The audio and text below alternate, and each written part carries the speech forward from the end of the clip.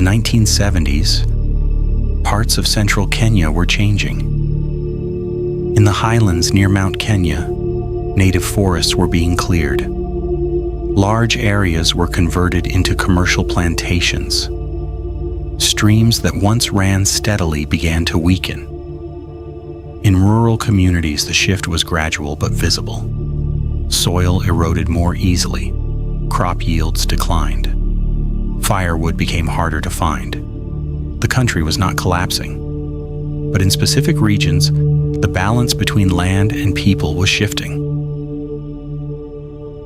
Her name was Wangari Maathai. She had grown up in those highlands.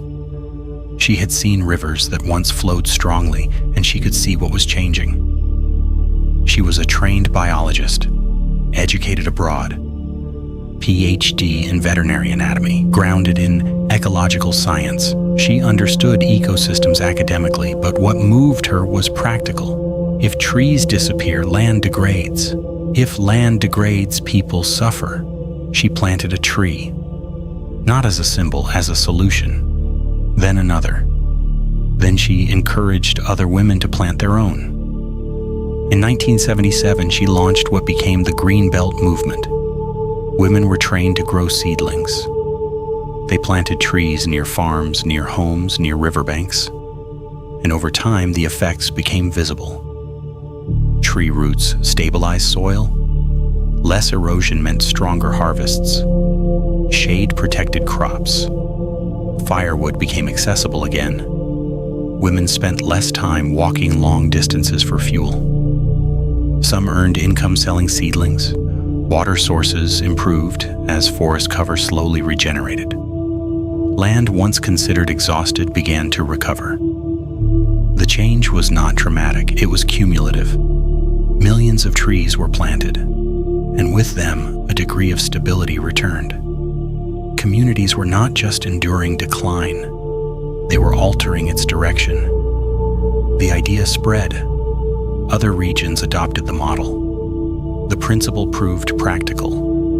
Local ecological repair can reinforce economic resilience, not abstractly, directly. There was resistance. She criticized land mismanagement. She opposed politically backed deforestation. She was arrested, publicly attacked, intimidated. The message was clear: stop.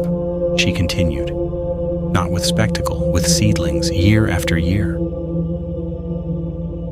In 2004, she received the Nobel Peace Prize, not because trees are symbolic, but because stable land reduces poverty, because environmental restoration strengthens communities, because repairing ecosystems can support long-term social stability. What began as a single planted tree reshaped landscapes and expectations.